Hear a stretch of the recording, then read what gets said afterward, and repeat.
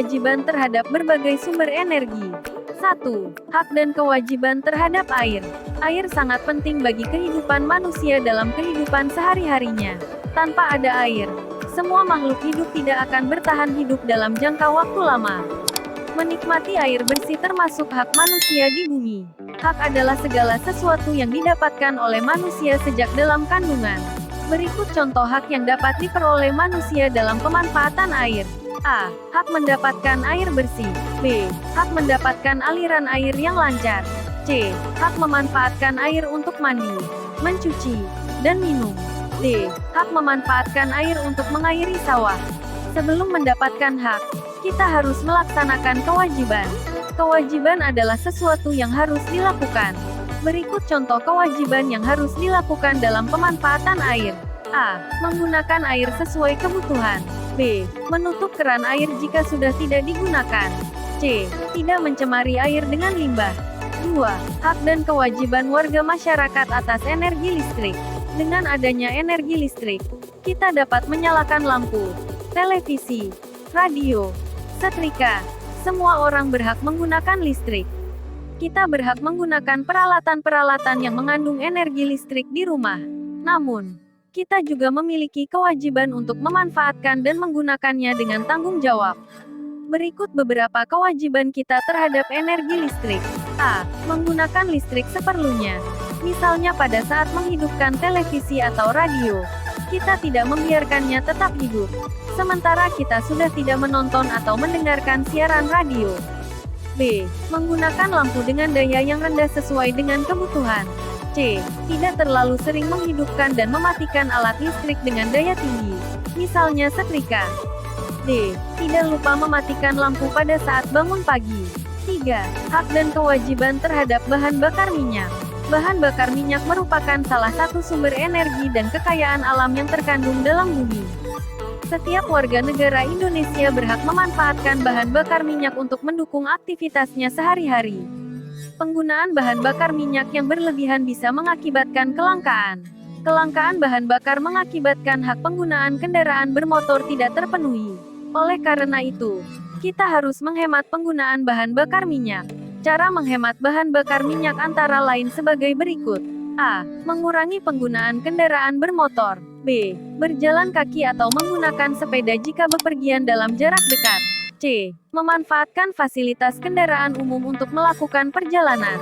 D. Menyalakan AC seperlunya. E. Menggunakan bahan bakar alternatif. Hak dan kewajiban terhadap penggunaan kertas. 1. Pelaksanaan hak dan kewajiban terhadap kertas. Menggunakan kertas adalah hak kita.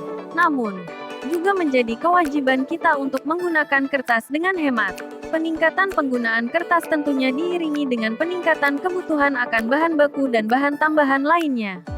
Jika kita tidak memulai memperbaiki konsumsi kertas kita sejak saat ini, maka akan terjadi kebiasaan dan ketergantungan untuk selalu menggunakan kertas dalam jumlah yang besar. Oleh karena itu, penghematan kertas perlu dilakukan. 2. Kewajiban menghemat energi. Hemat energi merupakan suatu cara atau tindakan menghemat energi yang tidak berguna. Berdasarkan pengertian tersebut, hemat energi dapat kamu lakukan dalam berbagai bentuk sebagai berikut. A. Hemat air. Hemat air dengan cara mematikan keran setelah selesai memakai, mandi dengan pancuran tidak berendam, dan mencuci sepeda dengan lap dan ember.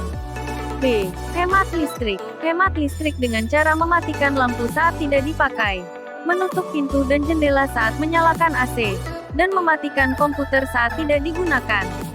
C. Hemat bahan bakar. Hemat bahan bakar dengan cara ke sekolah berjalan kaki, bersepeda, atau naik angkutan umum. D. Hemat kertas. Hemat menggunakan kertas dengan cara memanfaatkan ruang kosong pada kertas untuk menulis, dan menggunakan kertas saat perlu saja. Kewajiban setiap warga negara untuk menghemat energi. Hemat energi harus dimulai dari diri sendiri. Dengan melakukan penghematan energi berarti sudah meminimalisasi pemborosan energi serta biaya. 1. Beberapa cara menghemat energi. A. Beralih menggunakan lampu yang hemat energi. Gantilah lampu dengan lampu yang hemat energi.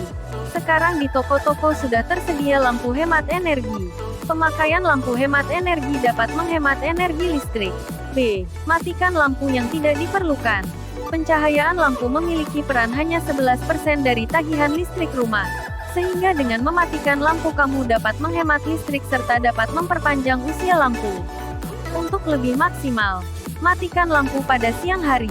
Manfaatkanlah sumber pencahayaan secara alami. C. Sering menggunakan laptop daripada komputer. Penggunaan laptop hanya 15-25 watt listrik. Apalagi bila di modus tidur. Dayanya juga kecil. Sedangkan komputer dapat menghabiskan 150 watt yang berkategori cukup besar. D. Tidak menggunakan komputer di malam hari. Komputer memiliki daya yang sangat besar sehingga tidak menggunakan komputer pada malam hari mampu menghemat energi dan dapat memperpanjang masa usia komputer serta mengurangi kehausan pada perangkat keras komputer. E. Berhemat dalam berbelanja dan transportasi. Saat membeli kebutuhan sehari-hari di pasar maupun di toko lebih baik menggunakan tas belanja sendiri daripada menggunakan kantong plastik yang tidak dapat terurai. Begitu juga saat pergi ke tempat belanja tersebut sebaiknya tidak menggunakan kendaraan bermotor. Gunakan alat transportasi umum atau bahkan berjalan kaki jika jaraknya tidak terlalu jauh. 2. Cara menghemat energi di dapur. Berikut merupakan cara khusus menghemat energi yang bisa kita lakukan di rumah. A. Memasak air dengan ukuran yang tepat. B. Menggunakan panci yang besarnya sesuai dengan air yang dimasak.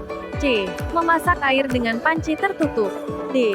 Manfaatkan waktu nyala kompor secara efisien. E. Jangan membuka kulkas terlalu lama atau terlalu sering. F. Kurangi penggunaan alat listrik. 3. Hak dan kewajiban masyarakat terhadap penggunaan listrik. Hak terhadap penggunaan listrik sebagai berikut. A. Mendapatkan pelayanan yang baik. B. Mendapatkan tenaga listrik secara terus-menerus dengan mutu dan keadaan yang baik. C. Memperoleh tenaga listrik yang menjadi haknya dengan harga yang wajar. D. Mendapatkan pelayanan untuk perbaikan apabila ada gangguan tenaga listrik. E. Mendapat ganti rugi apabila terjadi pemadaman yang diakibatkan kesalahan atau kelalaian pengoperasian oleh pemegang izin usaha penyediaan tenaga listrik sesuai syarat yang diatur dalam perjanjian jual beli tenaga listrik.